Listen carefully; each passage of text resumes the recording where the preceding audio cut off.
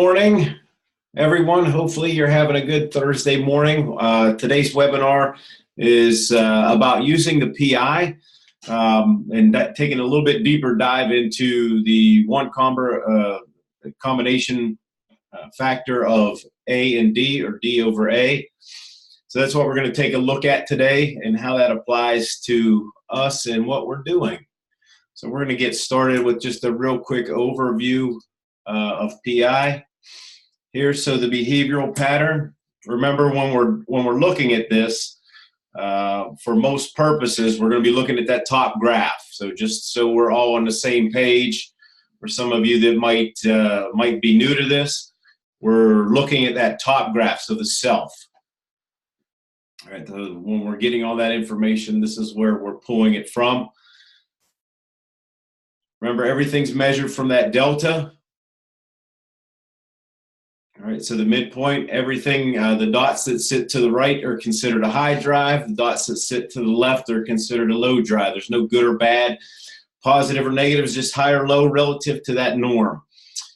What you want to remember, especially for today's conversation, is the further away you get with those dots from that delta, the stronger that behavior is, and the more that person needs that in their environment. So let's take that into account when we look at things. So when we look at A, B, C, and D, real quick to go over, you want to think about dominance, extroversion, patience, informality. For practical terms, those of you that have been trained, think of it in channels. So the A drive is idea channel, so how people value and generate ideas. B, communication channel, how people best communicate. C drive, that's measuring what we like to say is work process channel, what kind of work environment unleashes a person's full potential. And then the D drive that we're going to be paying attention to today is information channel, so how much information a person needs to make a decision. So let's just concentrate for today when we're talking about A and D on that A drive. So if it sits high, like it is in the diagram that's in front of you, if it sits to the right of the delta, all right, that person will have a tendency to like their ideas best, tend to be a little bit more assertive, a little bit more aggressive. The higher that A gets, the more they need conflict in their environment, and if they don't have it, they create it. If you look at that D drive, okay, oh, sorry, I didn't do the other side. So low A's tend to like the best idea. Again, tend to be a little bit more collaborative, a little bit better listeners, and then we'll learn what that means as we combine that with the D drive as well. So D drive, low D, don't need a lot of information, more informal in their approach. Again, when we talk about risk, more of a risk taker, more laissez-faire. If it's higher on the D drive, tend to be a little bit more perfectionistic, need that information, love that information, provide that information. Okay.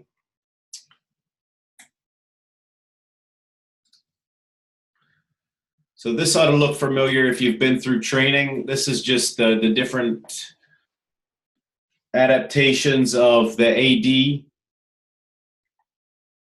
combination. So remember, if we're reading this, we're always reading from highest to lowest drive. So when we talk about the difference between the A drive and the D drive, it's in relation to one another. So when it's the A sits high and the D sits low, that person is very comfortable with risk. All right, as opposed to this bottom one down here, D over A, when the D's higher and the A's lower, that's when that person's more risk averse. So when we look at how decisive a person is, so when you're thinking about who you work with, if you're thinking about yourself, or if you're thinking about your team, what your team needs to be right now at this point, or just could even be the size of your company sometimes. But that A and D drive are very special because tends to be your risk and risk averse drives. Those are your two strongest drives when we look at the four, and then when we combine them, we're looking at how people perceive risk. So when we look at this higher A in the top chart here, right, we have a high A accompanied with a low D.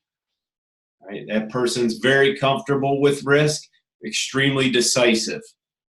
Right, more of a renegade, more of a trailblazer. Going to be very comfortable with risk. I want to come back to this as well when we talk about our management styles. In the second one here, that D is coming back towards norm, you'll see. So it's a little bit different flavor than the top one. It's coming back, or what we call that is a corporate hook or a cut back D. It's not high. The D's not high. It's still low. That person's still very much a risk taker. But what that typically means in the corporate world is that person will go inch wide, mile deep on the things that matter. So in some things, because they like to have that control with that high A, they'll tend to look or be perceived as detailed on some things, and on other things, if it doesn't matter to them, it's like they're oblivious to it. So they could be confusing to some people in the fact that, hey, on some things you're really detailed, and on other things you're not. So it could be confusing, especially confusing to people that report to a profile like that. The next one, so that third graph there, when the A is high and then the D drive is now high. So now I need more information before I make a decision. If you remember from training, what we call that is calculated risk taker. So the A is high and the D is high. So what happens is that assertiveness comes out, but I still need the details. So the details are pulling on me, so it's more of a calculated risk taker. I'm looking at more of the facts around me and not as decisive. I'm taking more of the facts in. This next one here is very neat. We refer to that as AD conflict. There's nothing necessarily bad with that. It just means your gas and your brake are going on at the same time on new decisions, and that's the imperative word. I think a lot of people get hung up with that, especially coming out of training.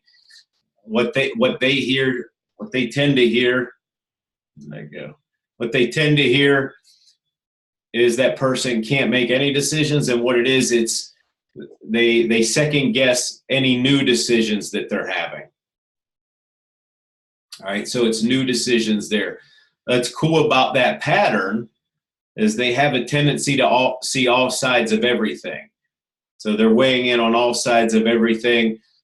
Typically, just to give you an example, we see that a lot probably in like a .edu in research, because they have a tendency to see all sides and shades of everything. So it's a pretty neat pattern. But just keep in mind, especially if you're newly trained, that that's the imperative word. It's not that they can't make any decisions, it's the new decisions. All right, so when you have somebody like that and you know their PI and you see that kind of deer in the headlights look, the best thing to provide a person that is when they get to that fork in the road, tell them which direction to go and tell them why. Okay, and then the next time that they hit that fork in the road, they know which way they're going, and it won't slow them down at all. Next one, see that D drive is now, it's coming higher than the A. So the A is still high, so they're still assertive, but their need to control is greater than their need to lead, so that the more tighter controls. So it's going to be that kind of person's going to have stronger follow through. All right, so their follow through is going to be strong and it's going to be assertive. It could come across also as blunt, especially if it's accompanied with that lower B, like is in that graph there. Let me admit a couple more people. Welcome those of you. Sorry, I didn't see that was going on. Welcome the couple people that just joined. And then the bottom graph there is somebody that's extremely cautious. High D, low A, very risk averse. All right, so as we go through this, even the size of your company, or it could even be your team. For example, I've been with a lot of teams that they can't get anything done, making a lot of revenue, but just can't get anything done.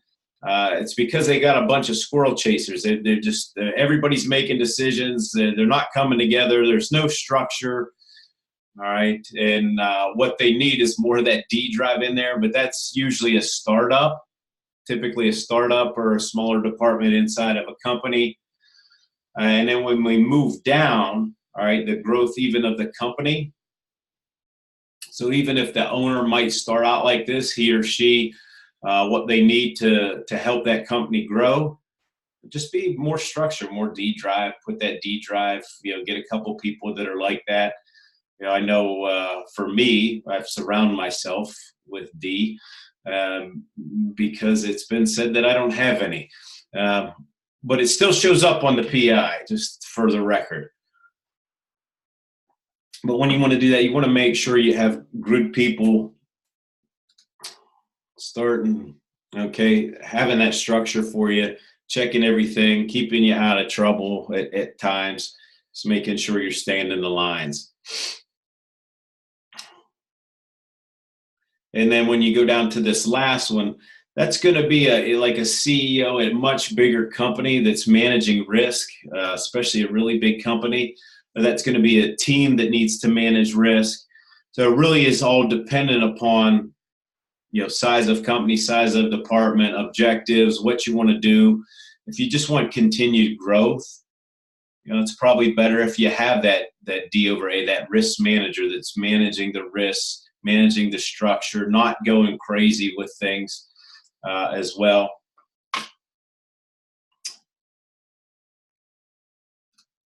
Okay, if just to get into this a little bit more, this A over D, D over A, if you want to follow along, hopefully some of you have your toolkits out. So toolkit just remembers your nice little, your PI Bible here. If you want to follow along, you can look at page 10 in your toolkit. This is what we're talking about first. So we'll talk about when the factors cross norm. That means when they cross the midpoint, high A, low D, or high D, low A, just what we look like in when we just went over that graph. And then we'll talk about when both are high and both are low. When we get to those pages, you're going to find those on page 14. So if you want to follow along, we're going to be looking at page 10 when they cross norm. So this is the first couple slides here. And then we're going to move to page 14 when they're both high or both low, A over D and D over A. So that A over D, as shown on the screen, a little bit more comfortable with risk. So higher A, more independent, a little bit more individualistic. You get the self-confidence there. Not always warranted. They're still self-confident, though. That doesn't mean they're right. And I think that's a good, probably some of you are chuckling with that because you know somebody like that or you are that. Resistant to authority. So that person, think about that person onboarding. What that person onboarding, they're not really probably going to read the whole policy and procedure manual. What they're really going to need is the thou shalt and the thou shalt nots. Okay, so if you're really setting up, I know I just did a job assessment last week for a company and they have a high A, low D starting. That's one of the things that we talked about. Just give them what they have to do, absolutely have to do, and what they cannot do. Right? Because even though this person's comfortable with risk, they don't like micromanaged. D over A, risk averse. So now we have the D's high. So over here, the D's high, the A's low. So this is a totally different person. Right? These people that we just looked at, high A, low D, and D over A, a tendency inside of a company or inside of any relationship have difficulty sometimes until they figure this out. right? Because that A over D that we just looked at, that person does well with ambiguity. They don't ask a lot of questions. They just do, okay? This person, the risk-averse person, they need more questions answered, but they're also more cooperative, okay? Tend to need the rule book. So again, if you're thinking about onboarding these two type of people, that D over A really needs to know what's going on, okay? And don't let it get out of hand. And what I mean by out of hand is just because a higher D, lower A needs that rule book, if you don't give it to them after a while of onboarding, they just start creating it by themselves. So I actually, years ago, I went in to facilitate a discussion between two high D, low A's that just didn't get along. And what we found out real quick into the conversation, probably 4 minutes into the conversation, is, hey, look, I've got one rule book that I use, you've got another, and what they had to do eventually is weave that in together. Okay, so when they took time to weave that in together, they started working on one rule book. All right, but this kind of person doesn't want to make a mistake. The A over D might be more aggressive, but that D over A, as you see on the screen, that's a person that has much better follow-up and follow-through. So if you want somebody that has better follow-through, these two patterns do work very well together because one, if you've ever heard the term hunter and farmer, this is where we get that from, is a person. If we go back, whoops, go forward, whoops, back. Okay. Back to this is more of a hunter, so risk taker. This is somebody that's going to make it rain a little bit, all right? And then this person is a good countersuit to that because they follow up. They have much better follow-up, much better follow-through. Even though the last pattern we looked at, that A over D thinks they have better follow-through. It's really the D over A that has much better follow-through. All right. If we don't have any questions there, I don't see anything popping up yet. I will continue to go where I'm at. If you want to follow along in your toolkit, as we're looking at higher A, lower D, when both of them sit low and both of them sit high. So it's page 14 in your toolkit. If you want to follow along, that's where I'm pulling this from. So when we look at when they're both low, so the A's not as strong, all right, but it's still A over D, so it's still strategic. More free delegation of details. This person's a little bit looser with the details, will have a tendency to just delegate a little bit easier. Their attitude is kind of like, oh, okay, it's close enough. Not as much emphasis on independence or self-confidence, but still just more free-willing. Just they're probably going to feel more approachable to that higher A, lower D, especially how it's demonstrated there with the high B there. When we look at both high, right? We talked a little bit about this earlier when we looked at that chart. So you still have this strength of the A, but the D's coming high, and what that means is that need for details. And so what happens to this person is not only do they need to be independent, they need all the details as well, and they need the structure, and when it doesn't happen, they start providing it. So they tend to be a little bit more controlling of the details, where a higher A, lower D might let go of the details more often, where that high A, high D, A over D, going to hold on to it. It'll probably be a little bit more difficult for them to delegate when it comes to them delegating, especially if they're a manager. And then the other flavors of that, D over A, both low and both high. So we have it on the low end. Again, a lot of cooperation, very supportive. This person tends to be very supportive, willing and helpful worker. Less need for the rules, so more casual about the details. as opposed to both high. Again, we talked about this a little bit, D over A. So the D's higher than the A in this particular picture. So strong need to go by the book, all right, and aggressive follow through. So there's a high demand there for results, okay, based on accuracy, thoroughness, all right.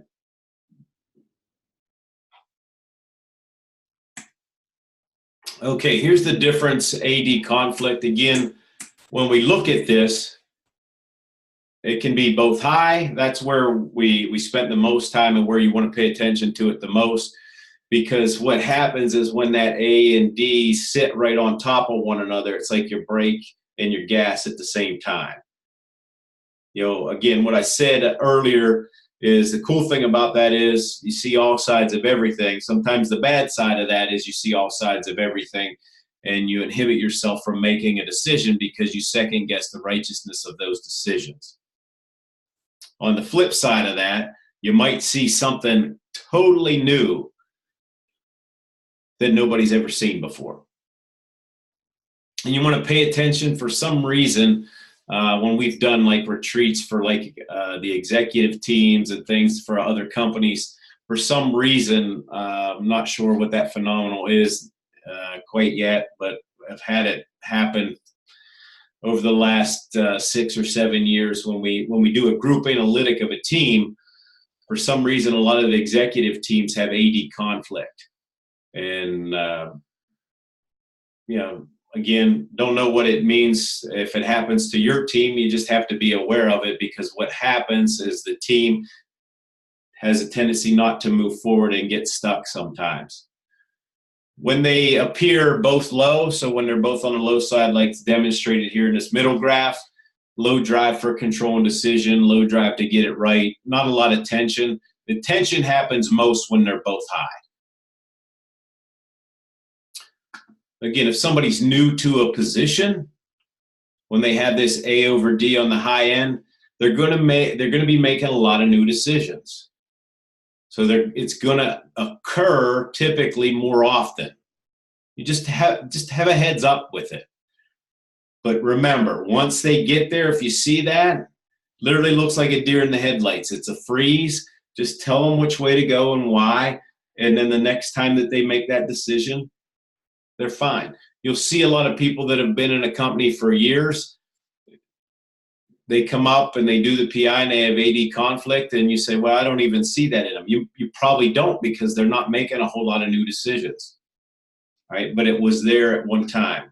And then, you know, when they're close to midpoint, again, the buildup of tension and stress just isn't there as much as it is when they're both high. You know, that's a person that does come up with a new idea. So be aware of it if it happens to you and then your team. All right, if you want to, again, look with me in your toolkit, we're just going to go over summary of motivating needs. We're going to spend a little time here. It's page 6 in your toolkit. I guess I should have prefaced all that by saying your new toolkit. All right, because I know some of you still have the old toolkits. I'm working on the new toolkit, has more information in it.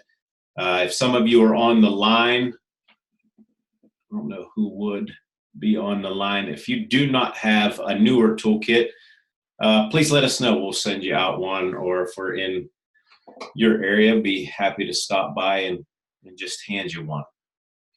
So on page 6, summary of motivating needs. Remember, people, we need, so platinum rule, treat people the way they need to be treated for maximum productivity and efficiency. So let's take a look at the extremes of A and D here. If somebody's a high A and a low D, what do they need? So I'm looking up here where it says high and A. That high A needs freedom and independence to act independently on their own. So they need their thumbprint on things. And again, you can't do this when somebody first onboards, but you could paint them the picture of, hey, when you do this, this, and this right, this is what you're going to do. You're going to have the ability to have a little bit of ownership here or here or here. Recognition for their own ideas and control over their own activities. That kind of person needs more of a challenge. Along with that, if you look at the low D down here in the left-hand corner, all right, they don't need micromanaged. They don't like being micromanaged.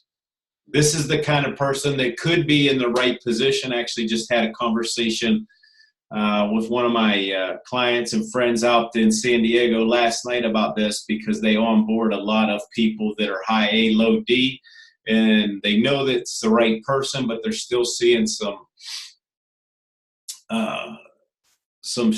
people leaving and turning over.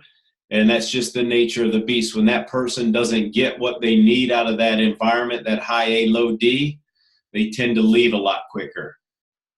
So that person that gets micromanaged a lot, or just has tight controls put on them, or if there's just another opportunity.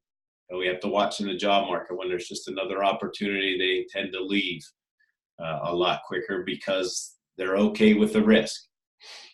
Let's look at the opposite of that. So low A, high D. So that low A, don't like being challenged as much, more harmony, less friction, understanding supervision. And when we talk about that supervision, let's plop that down into that lower right-hand corner there that you're seeing on your screen. Understanding supervision means certainty for that high D. Are you being specific? Are you being clear? Crystal clear, especially if you're a low D manager. They need specific job knowledge, and keep continuing to ask them. Make that part of their process. Make that part of their, when you meet with that kind of person, say, hey, look, are there any other questions or anything that I'm not being specific enough with? That kind of person really takes pride in a job well done. So if there's a better way to do it, they want to find out, and they need feedback from that. Right, so think about yourself. One of the homework pieces I'm going to give you here is to look at where you're at as a manager. So where does your AD line up? Is it higher A, lower D? Is it higher D, lower A? Think about how you manage and what you bring to the table. Because if you're not aware of it, that's how you're going to manage everybody in your environment. And what that means is the people that look like me say I'm a great manager. 3 people that hang out with me the most in the office, if I just don't do anything with that self-awareness and say, hey, look, just how it is, they're probably not going to last too long. All right, so they need more certainty, more direction, more supervision. All right, so it's always good to ask, always good to ask.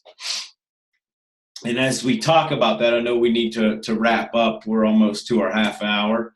One of the things that we did want to, again, bring up is the fact that, okay, what if we have 2 people that are different like that? Because those 2, that high A, low D, and that high D, low A, will work well together in the right environment.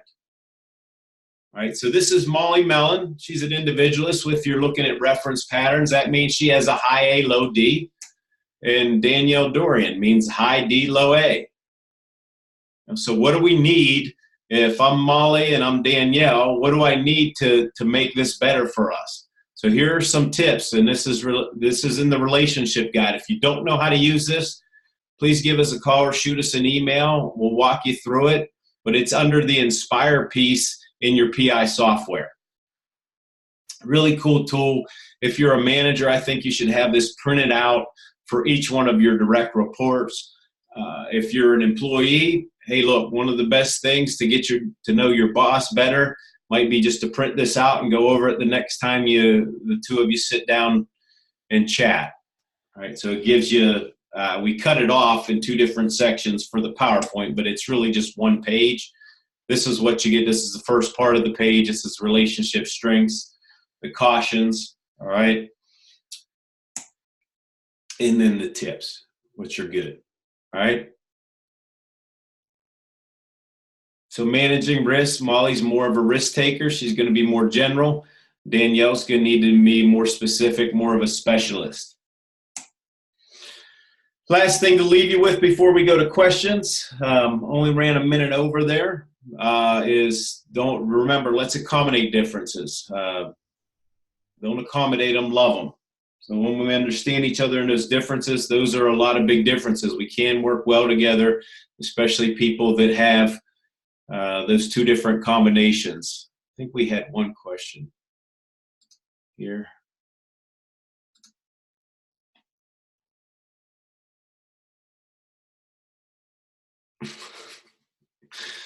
All right. So we got a funny in the chat, but any questions?